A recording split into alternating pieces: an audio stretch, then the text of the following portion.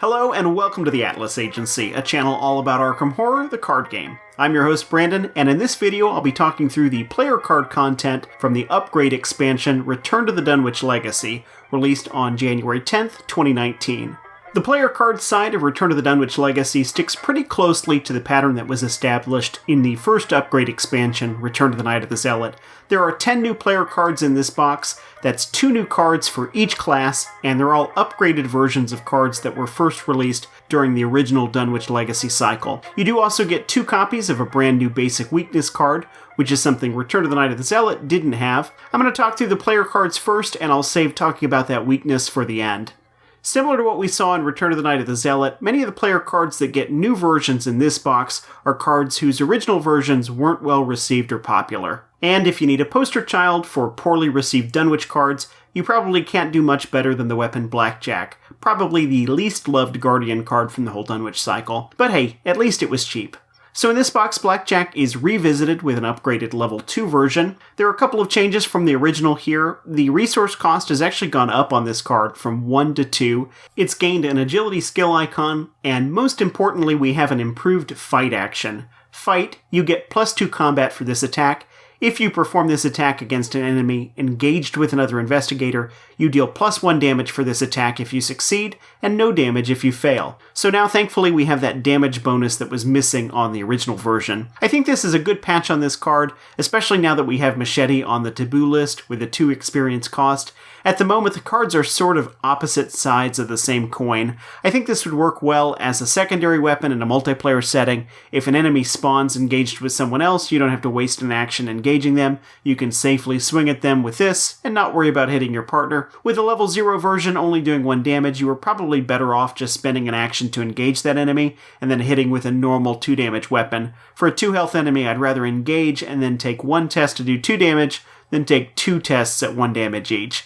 And it likewise has action efficiency over Machete in that same situation, since with Machete you still have to engage first in order to get the damage bonus. The +2 combat bonus on this version is nice as well. Even if something is engaged with you, you still get that combat bonus, and if you only need to do 1 damage, then that +2 might be a better bonus than your other weapon. So I think this card gets a thumbs up from me. In the right context, it ought to be useful. Speaking of secondary weapons, our other Guardian card in this box is a level 2 version of a card that's sort of a support card for dual wielding, Bandolier. The original Bandolier cost 2, had 1 health, and gave you 1 additional hand slot, which could only be used to hold a weapon asset.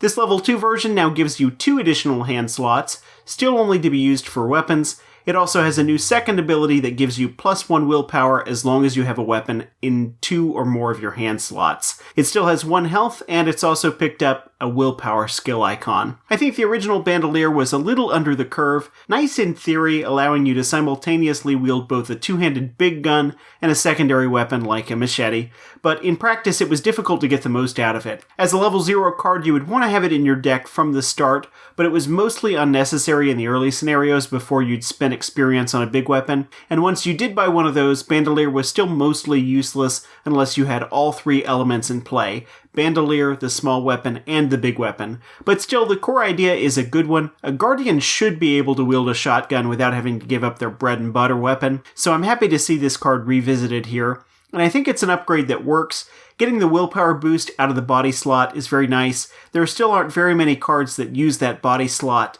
I ran this recently in a Circle Undone run with Zoe. I was trying out Sixth Sense with her. That's a Circle Undone spell that lets you investigate with willpower. I was trying to let her do some backup clue gathering with Sixth Sense, aided by willpower boosts from Bandolier and Brother Xavier, and with the new 45 Thompson weapon filling those hand slots. I thought Bandolier 2 performed well enough there, with the willpower boosts helping not only for Sixth Sense but also for dealing with treacheries. I predict that I will be using Bandolier 2 again in the future, in decks where it's appropriate and needed. It does conflict with Flamethrower for the body slot, so if that's the weapon you're going for, then obviously this is out, and admittedly that's a popular weapon choice right now, for good reason. Moving on to the Seeker class, first up we have an upgraded version of Preposterous Sketches, which originally appeared as a level 0 card in Blood on the Altar. This new version is level 2 and cuts the resource cost from 2 down to 0. Other than that, it's the same text and the same skill icons. Play only if there's a clue on your location, draw 3 cards. On the one hand, shaving 2 resources off the cost on this one does improve its usability by quite a bit. Depending on how you valued those resources, the old version, trading an action, a card, and 2 resources to draw 3 cards, that often wasn't a great trade.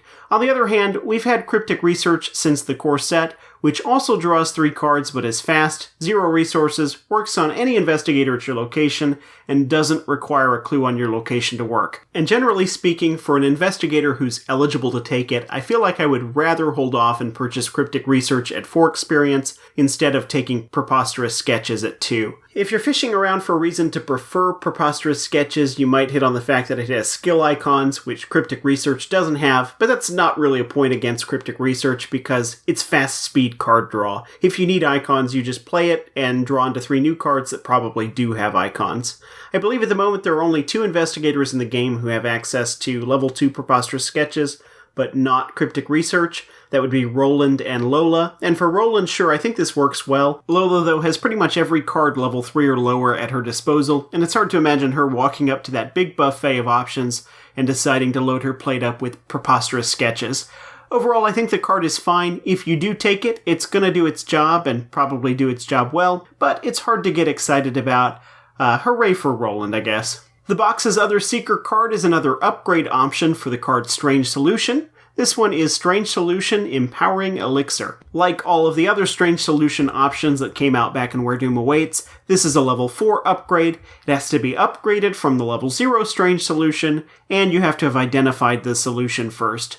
Uses, 3 supplies. Action, spend 1 supply and exhaust Strange Solution. Choose an investigator at your location to gain 2 resources and draw 1 card. And this card also has 2 intellect icons. Each of the other upgrades had double icons for a different skill, so this completes the pattern then with all 4 skills represented. So basically, Empowering Elixir lets you hand out these little resource and card boosts, either to yourself or to other investigators. Quick public service announcement. Remember that, for safety purposes, identifying a strange solution should always involve labeling a strange solution. No one wants to take a big swig of a supposedly empowering elixir, only to have their insides frozen solid. I'm looking at you, shrewd analysis guy. So, little rant here. Here's why this card disappoints me. This is basically the only player card in the set that gets a completely blank canvas to create a new ability. Everything else has to keep the spirit of its original card and upgrade it somehow. But a new Strange Solution variant is fairly wide open. Just some effect with a limited number of supplies that's vaguely themed as something you either drink, throw at somebody, or trick someone else into drinking. I think it's kind of a shame that this is such a bland vanilla effect. Gain 2 resources and draw 1 card. It might be alright and useful, but it's just not an exciting ability to think about. This is an area where I think these return boxes really struggle, the wow factor, and it's something that Arkham is ordinarily very, very good at. If you just pick a random Mythos pack, the odds are that there's at least one player card that really excited you with new possibilities when you saw it for the first time. So I think it's kind of a shame that that opportunity wasn't seized here, and instead we just get the beverage version of the upkeep phase. This is probably an okay choice if you're trying to play a support type role in a multiplayer group, passing cards and resources out to your teammates. It's slow, it's going to take you 4 actions to play it and use up all 3 charges.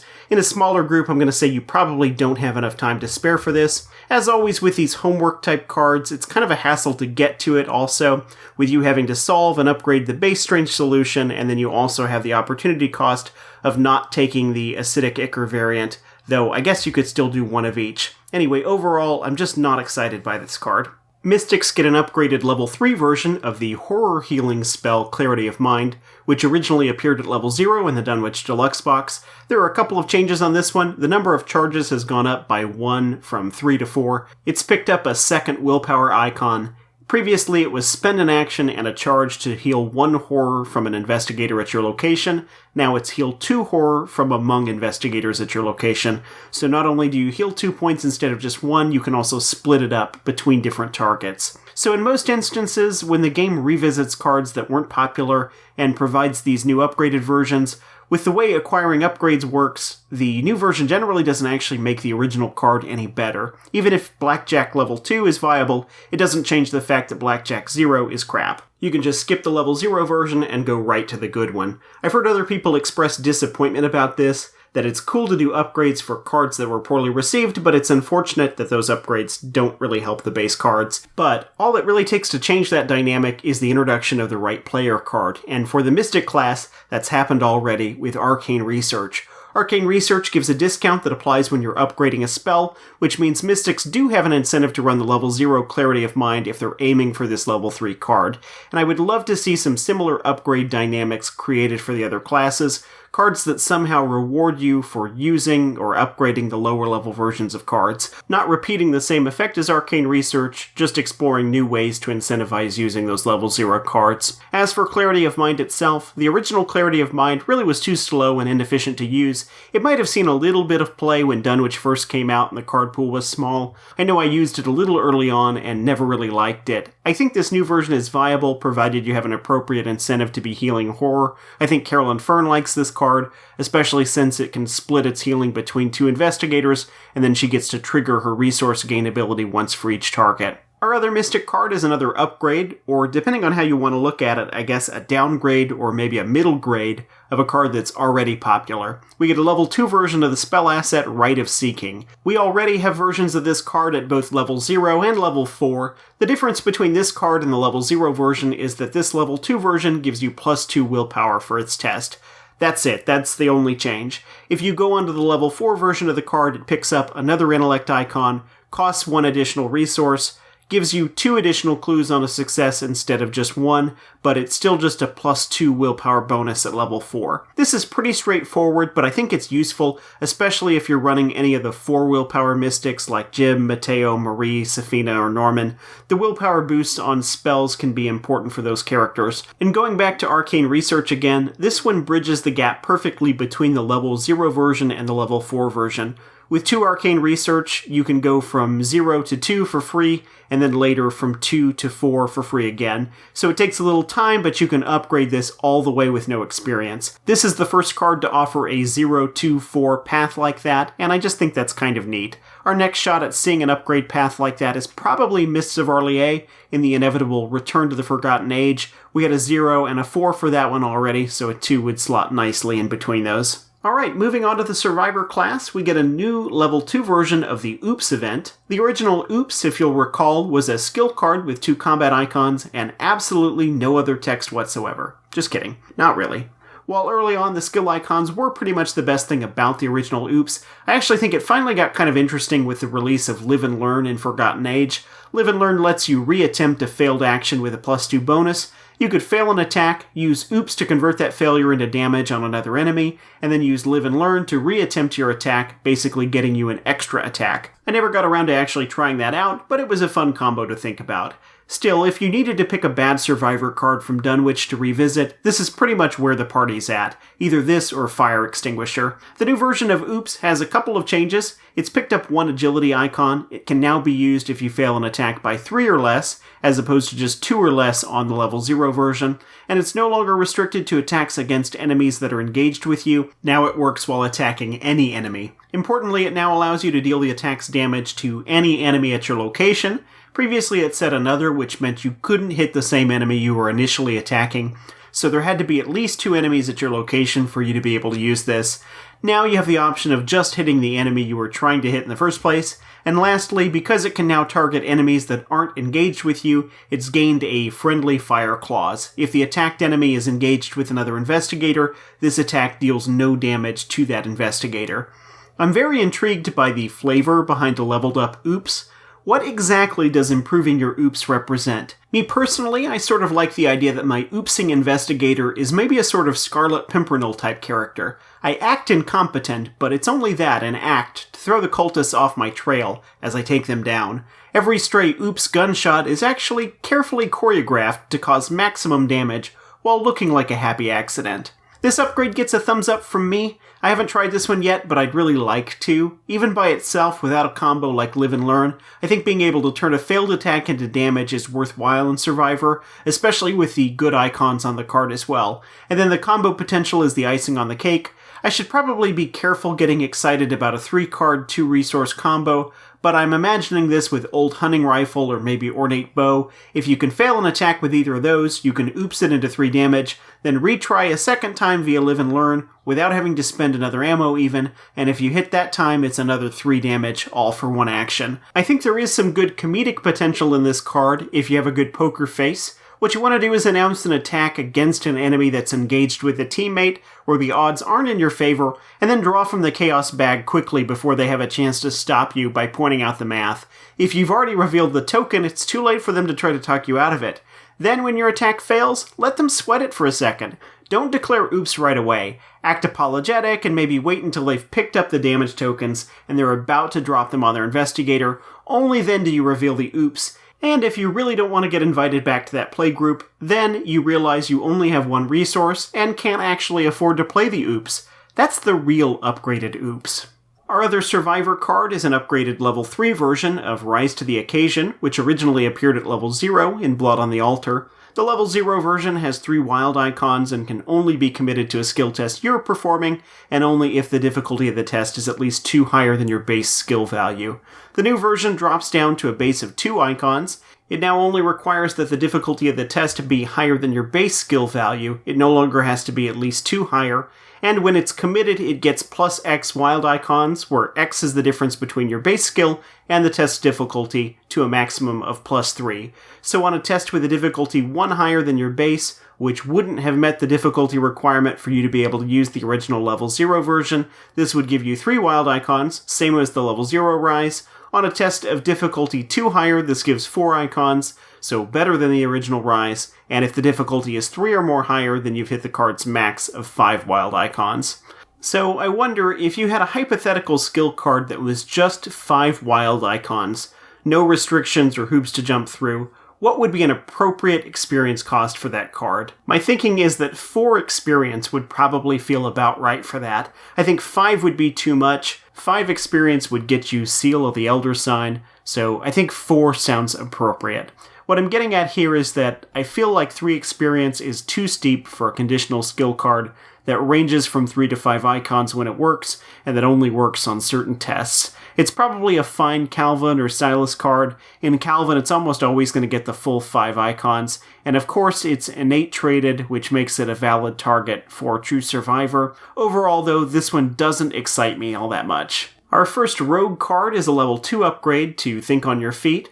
I've always thought of the level 0 version of Think on Your Feet as a decent card. In the really early days, I even occasionally took it as one of my 5 out-of-faction cards when I was playing as a Dunwich investigator. This level 2 version picks up a second agility icon, its resource cost drops from 1 to 0, and its text now reads, play when an enemy enters your location, immediately move to a connecting location, the enemy still enters your previous location. The level 0 version only worked when an enemy would spawn at your location. The upgraded version also now works on hunter enemies moving into your room, so you can stay 1 step ahead of them or even swap places with them when they move. I like this a lot. I'm looking at it kind of surprised I haven't tried to use it yet. Compared to the level 0 version, this one seems a lot easier to plan around. The old version, you're sort of at the mercy of the encounter deck. You're reacting to it throwing an enemy at you. With this upgrade, you're going to know when a hunter's going to move in on you, so you're able to plan your turn around the use of this card, having this free movement, quasi-evasion combo available. Maybe you work on clearing the location you're at, getting the clues off of it, so that you're ready to move on during the enemy phase. So I think this is a nice tool, and one of the more interesting cards in the box. The last player card we have to talk about before we move on to that new basic weakness is an upgraded version of the event Contraband. The original Contraband was a level 0 event that cost 4 resources. It had you choose an asset controlled by an investigator at your location, and it doubled the number of ammo or supply tokens on that asset. It was initially not a very popular card. I think there are 2 major issues that held it back. First, it cost an arm and a leg to play. You can compare it to Extra Ammunition, which was 2 resources and gave you 3 ammo. And second, the fact that it doubled the number of tokens meant you generally wanted to play it before you started using up the supplies on its target. It was much less useful, or possibly useless, if you came into it later after you'd already used up ammo. So the timing was sort of restrictive. Return to Dunwich now gives us Contraband Level 2. This version's resource cost has dropped from 4 to 3. It's picked up another intellect icon icon, so now it's 2 intellect and 1 willpower, and the effect has now been split into 2 different options. One option is to double the number of ammo or supply tokens on an asset, so the same ability as the original Contraband. The other option is now to just put 2 ammo or supply tokens on that asset and draw 1 card. So between the resource cost reduction and this new option giving you something to do for a card that's already been depleted of its ammo or supplies, we have patches for 2 of the biggest challenges with that level 0 version. While the improvements on this upgrade are nice, I think that the development of Arkham's card pool has already done a lot more to raise Contraband's stock. There are so many more interesting things to do with Contraband now than there were at the beginning of the Dunwich cycle when it first released. We have more ways to use extra ammo now, with cards like Warning Shot and Eat Lead. We have cards like Custom Ammunition and Reliable that enhance weapons and incentivize you to stretch out their number of uses. We have Fence and For Finn Smuggled Goods that grease the wheels on illicit traded cards like Contraband. We have more ways to load and reload supplies and ammo onto cards before Contraband, which makes the Contraband that much more effective. For example, Venturer. We have guns now that start with higher ammo counts. Just a lot of stuff that makes sitting on a big pile of ammo or supplies easier and more fun. We recently even got the event Double Double, which lets you play an event from your hand a second time, and I'm tickled by the idea of using Double Double on Contraband, playing it twice to quadruple the number of supplies on a card. On a fresh BAR, that takes the ammo from 8 to 32, or from 5 to 20 ammo on a fresh 45 Thompson, and if that Thompson is the Guardian version, each of those shots is going to earn you a resource back. If you pull that off in play, that's for sure going to feel like a great moment. So I think that the new Contraband is alright, but really we're at the point where the original card is interesting and fun enough in its own right, despite its challenges, and I would guess that even if Contraband is part of your strategy, this may be a lower priority upgrade for you.